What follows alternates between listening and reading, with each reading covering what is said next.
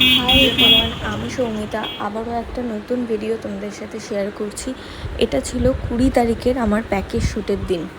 তো সেই দিন অনেকগুলো ড্রেস বাড়ি থেকে স্টুডিওতে নিয়ে যাওয়ার কথা ছিল, সেই জন্য আমি একদম বাড়ি থেকেই রিক্সা করেই বেরিয়েছিলাম। তো এই কাকু আমাকে একদম স্টুডিওর সামনে ছেড়েও দিল, কারণ চেনে আমি প্রায় সময় যখন অনেকগুলো ব্যাগ থাকে আমি একেবারে বাড়ি থেকে রিক্সা করেই আসি। তো সেই দিন একসাথে আমার টোটাল 6টা শ্যুট ছিল প্যাকেজ শ্যুটে। তো লাস্ট মোমেন্টে একটা মেকআপ আর্টিস্ট ক্যান্সেল করে, কারণ ওর হাজব্যান্ডের একটু শরীর খারাপ হয়ে যায়, তো ও আসতে পারেনি। তো 5জন ছিল। এই যে এখানে 4জন মেকআপ করছে, মুনমুন্দি ছিল, এদিকে রত্নাদি ছিল, রুমাদি ছিল আর অনুপমা ছিল। আর কাকুলিদি বলেছিল বাড়ি থেকে সাজিয়ে আনবে, জাস্ট এসে স্টুডিওতে শ্যুট করবে। তাই এরই মধ্যে মোটামুটি আমি খাবারও আনতে বেরিয়ে গেলাম, কারণ অ্যাজ ইউজুয়ালি আমি প্যাকেজ শ্যুটের দিন খাবার অ্যারেঞ্জ করি, সেটাও দিই। তো এদিকে এসে দেখলাম অলমোস্ট কমপ্লিট হয়ে গেছে অনেকেরই লুক। হেয়ার স্টার্ট করবে, মেকআপটা প্রায় ডান।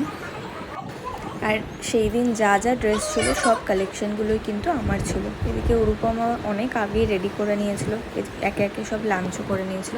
আর এইটা ছিল কাকুলিদির মেকআপ, যেটা হচ্ছে বলেছিলাম যে সাজিয়ে নিয়ে শ্যুট করছিল। পরপর একে একে সবারই প্রায় লুক কমপ্লিটই হয়ে গেছিলো। আর সবাই সেদিন এত সুন্দর লুক ক্রিয়েট করেছিল না, খুবই ভালো লাগছিলো। মানে সবার লুকগুলো আমার পার্সোনালি খুব পছন্দের ছিল। আর ফটোগ্রাফার ছিল সপ্তর্ষিদার কাজ নিয়ে তো নতুন করে কিছু বলার থাকে না, মানে খুবই ভালো কাজ করে। তো খুব তাড়াতাড়ি সেদিন কাজ কমপ্লিট হয়ে গিয়েছিলো। 5টা লুক পুরো ফটো তোলা, দেন একটা ভিডিও ছিল, সেটাও কমপ্লিট হয়ে গেছিলো। আর এদিকে আমরা সব গুছিয়ে নিচ্ছিলাম। তো প্যাকেজ শ্যুটের দিন অয়নকে বলি যে কাজের চাপটা কম থাকলে যাতে একটু স্টুডিওতে থাকে, কারণ সেট রেডি করে দিতে একটু হেল্প করতে হয়। তো ও আমার এই ড্রেস বা স্টুডিওর যাবতীয় সব কাজ তো পারে না সেইভাবে, মানে জানে না কোন ড্রেসের কী প্রাইস, এত কিছুও জানে না। বাট যেইটুখানি আমাকে হেল্প করতে হয় ও সেই সব হেল্পগুলো আমাকে অলওয়েজ করে দেয়, তা আমার কাজটা আরও অনেক বেশি সুবিধা হয় করতে। তো এভাবে ঘর গুছিয়ে নিচ্ছিলাম।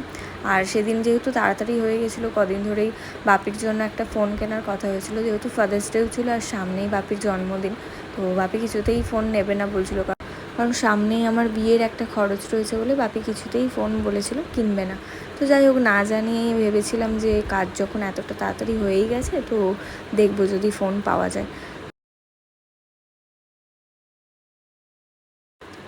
আর সাথে সেদিন ওয়েদারটা তো ভালোই ছিল, কারণ বৃষ্টি হচ্ছিল। তো দমদমে একটা আমার ড্রেসও দিতে যাওয়ার কথা ছিল, তা আমি সব কিছু গুছিয়ে দমদমে ড্রেসটা দিয়ে দেন এবার ভাবলাম ফোনটা কিনতে যাই।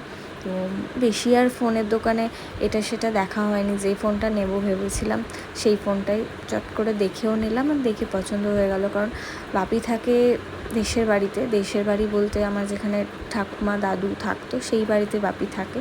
তো সেখানে 5Gটা কাজ করে কিনা সেটা একবার জেনে নিয়ে তারপর ডিসাইড করলাম 5G সেটই দেবো।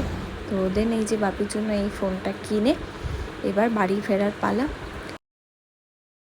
আর সেদিন সকাল থেকে সারা দিনটা খুব ভালোই গিয়েছিল, সমস্ত শ্যুট খুব ভালোভাবে কমপ্লিট হয়েছিল, আর ফোনটাও কেনা হয়ে গেছিলো।